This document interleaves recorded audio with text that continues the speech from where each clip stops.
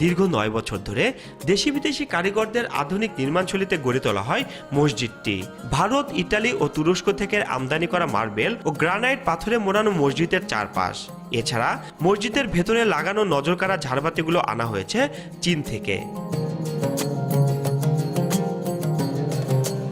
মসজিদটিতে মুসল্লিদের অজুর জন্য রয়েছে দুটি আধুনিক অজুখানা। প্রধান ফটকের সামনে সিঁড়ির দুপাশে অজুর পানি রাখার জন্য রয়েছে স্বচ্ছ কাচে মোড়ানো দুটি বড় বড় পানির পাত্র, যেখানে স্বয়ংক্রিয়ভাবে ফিল্টার হয়ে পানি জমা হয়। জমা হওয়া পানি কমে গেলে আবার স্বয়ংক্রিয়ভাবে তা পূর্ণ হয়ে যায়।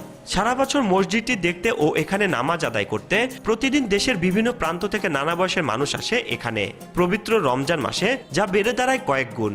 দেশের বিভিন্ন প্রান্ত থেকে মুসল্লিরা নামাজ পড়তে আসে এবং প্রতি জুমায় দেশের বিভিন্ন জেলা থেকে মুসল্লিরা তাদের আত্মার সন্তুষ্টির জন্য নামাজ পড়তে আসেন এবং নামাজ আদায় করে সন্তুষ্টি অর্জন করে এখান থেকে তারা চলে যান। অনেক মুসল্লিরা এই কথা বলে ফেলেন যে ভাই এখানে আসছে হুজুর, নামাজ পড়লাম, মনে হচ্ছে কাবাতে নামাজ পড়তেছি, এরকম একটা অনুভূতি হয়। হাজী সাহেবরা বলেন আর কি। দেশ জুড়ে বিস্তৃত ইসলামী ব্যাংকিং সেবা এমটিবি ইয়াকিন, এই সময়ে ইসলামী ব্যাংকিং।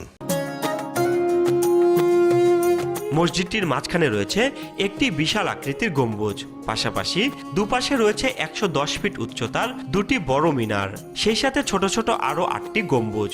আধুনিক স্থাপত্য শৈলীতে নির্মিত মসজিদের ভেতরে মার্বেল পাথরের পিলার, বিভিন্ন কারুকাজ করা টাইলস, এতে প্রচন্ড গরমেও মসজিদের ভেতরে ঠান্ডা অনুভব হয়। আর মসজিদের চত্বরে পরিকল্পিতভাবে লাগানো হয়েছে সবুজ ঘাস ও গাছপালা।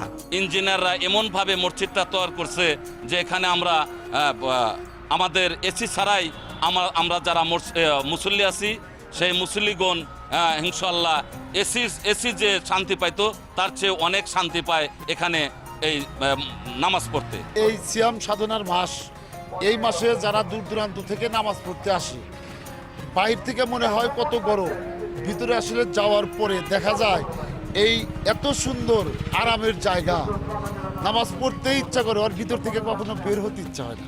এই মসজিদটা দেখার জন্য আমি ঢাকা থেকে আসছি, ঢাকা নারায়ণগঞ্জ থেকে। চমৎকার একটা মসজিদ, খুব দৃষ্টিনন্দন।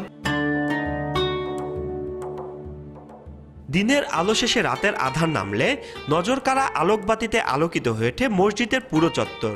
তখন এই মসজিদ চত্বরে অন্যরকম এক আবহের সৃষ্টি হয়। বাহারি রঙের আলোর বাতিগুলো যেন মসজিদের রাতের সৌন্দর্য আরো বাড়িয়ে দেয়, আর ঝাড়বাতিগুলো মসজিদের ভেতরে ও বাইরে আলোকময় করে তোলে।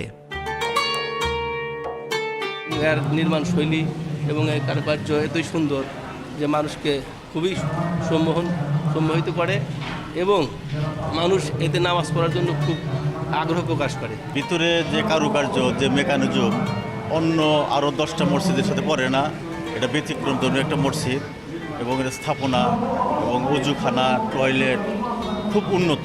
2টা অজুখানা, 12টা 24টা সিট আছে আমাদের। এই অজুখানার পানি কখনো কমবো না, পানি কখনো কমবে না, যত খরচ করবে তত আবার ওটা পূরণ হয়ে যাচ্ছে, এই একটা বৈশিষ্ট্য। সিরাজগঞ্জের বেলকুচি উপজেলার ব্যবসায়ী মরহুম মোহাম্মদ আলী সরকার তার ব্যক্তিগত অর্থায়নে 2012 সালের সেপ্টেম্বর মাসে বেলকুচি পৌর ভবনের পাশে 1 একর জমির ওপর তার ছেলে আলামান ও মা বায়েলা খাতুনের নামে আলামান বায়েলা খাতুন মসজিদ নির্মাণের ভিত্তিপ্রস্তর স্থাপন করেন। কিন্তু 2020 সালের 2 আগস্ট মসজিদটি উদ্বোধনের আগেই তিনি মৃত্যুবরণ করেন।